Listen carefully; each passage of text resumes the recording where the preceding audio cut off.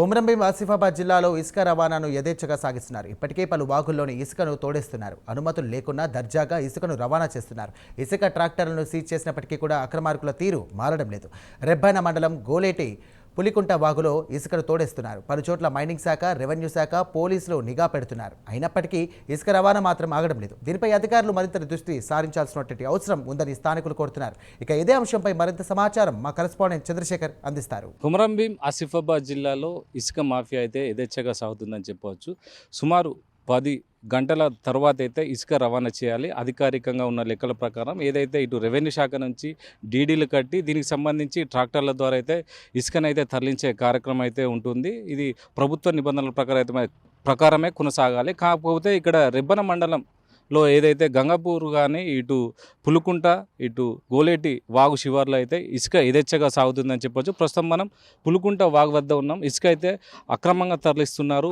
పదుల సంఖ్యలో ట్రాక్టర్లు అయితే ఇక్కడ ఉన్నాయి. దీనికి సంబంధించిన అసలు ఎలాంటి పత్రాలు కానీ ఆధారాలు కానీ లేకుండా అయితే ఇక్కడ ఇసుకనైతే యథేచ్ఛగా నింపుతూ అక్రమంగా సొమ్ము చేసుకుంటున్నారు.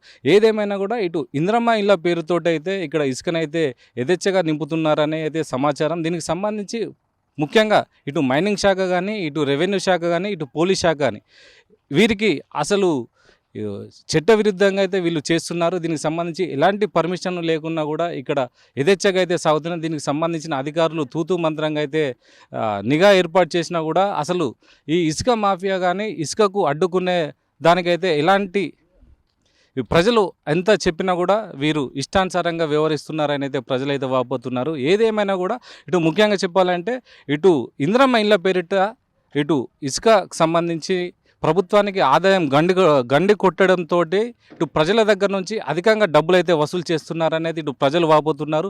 సుమారు ఒక ట్రాక్టర్కు 2500 నుంచి 3000 రూపాయల చొప్పున ట్రాక్టర్కి అయితే ఇసుక రవాణా చేస్తున్నారని, ఇసుక ఇళ్ల నిర్మాణానికి అయితే చేపడుతున్నారని అయితే ప్రజలైతే వాపోతున్నారు. ఏది ఏమైనా కూడా దీన్ని నియంత్రించేందుకు అయితే ఇటు మైనింగ్ కానీ ఇటు రెవెన్యూ శాఖ కానీ పోలీస్ శాఖ కానీ అన్ని ఈ శాఖలు సంయుక్తంగా ఒక రైడ్ చేసి ఈ ఇసుక రవాణాను అడ్డుకోవాలని అయితే ఇటు ప్రజలైతే కోరుతున్నారు. ఏది ఏమైనా కూడా ఇలాంటి ఈ ఇసుక రవాణాతో అయితే ఒక రీచ్ ఏర్పాటు చేసి దానికి సంబంధించి లారీల ద్వారా ఇటు ఆదిలాబాద్ కానీ హైదరాబాద్ కానీ నిజామాబాద్కి అయితే తరలిస్తున్నారు.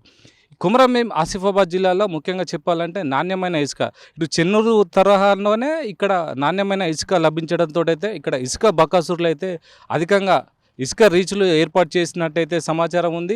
దీనికి సంబంధిత ప్రజలైతే ఎన్నిసార్లు అధికారులకు చెప్పినా కూడా పట్టించుకోవడం లేదైతే అటు ప్రజలైతే వాపోతున్నారు. ఏది ఏమైనా కూడా ఇప్పటికైనా అధికారులు స్పందించి ముఖ్యంగా ఇలాంటి సమాచారం ఇచ్చినా కూడా గనుల శాఖకు సంబంధించి మైనింగ్ శాఖ అధికారి అయితే కనీసం ఫోన్ రెస్పాండ్ కూడా అవ్వడం లేదని కొంతమంది ప్రజలైతే మనతో వాపోయారు. దీనికి సంబంధించి మనం సుమారు 10:30 ప్రాంతం అవుతుంది. 10:30 ప్రాంతంలో కూడా ఒక్క డీడీకి అనుమతులు లేకుండా కూడా అసలు ఇసుకను ఎలా తోడేస్తున్నారో మనం చూడొచ్చు. ట్రాక్టర్ల ద్వారా ఇసుకనైతే తీసుకెళ్తున్నారు. ఇప్పుడు మనం ఇక్కడికి వచ్చిన తర్వాతనే ఇక్కడ ఇసుక అక్కడనే డంప్ చేసి వాళ్ళు ఎక్కడికక్కడ వెళ్తున్నారు. కొంతమంది ఇసుకకు సంబంధించిన ట్రాక్టర్ డ్రైవర్లు యాజమానులు వచ్చి వారి ట్రాక్టర్ను అక్కడనే అన్లోడ్ చేసి తీసుకెళ్లే ప్రయత్నం అయితే చేస్తున్నాం. మనం విజువల్లో చూపించవచ్చు. ఇది ప్రస్తుతం అయితే ఇటు కొమరంభీం ఆసిఫాబాద్ జిల్లాలో ఉన్న పరిస్థితి. ఏది ఏమైనా కూడా ఇక్కడ ఉన్న ముఖ్యంగా మైనింగ్ శాఖ ఇటు రెవెన్యూ పోలీస్ శాఖలు అయితే దీనిపై దృష్టి సాధించి ఇసుక రవాణాను అడ్డుకోవాలని అయితే ఇటు ప్రజలైతే కోరుకుంటున్నారు. కెమెరా పర్సన్ రాముతో చంద్రశేఖర్, ప్రైమ్ 9 న్యూస్, కొమరంభీం ఆసిఫాబాద్ జిల్లా.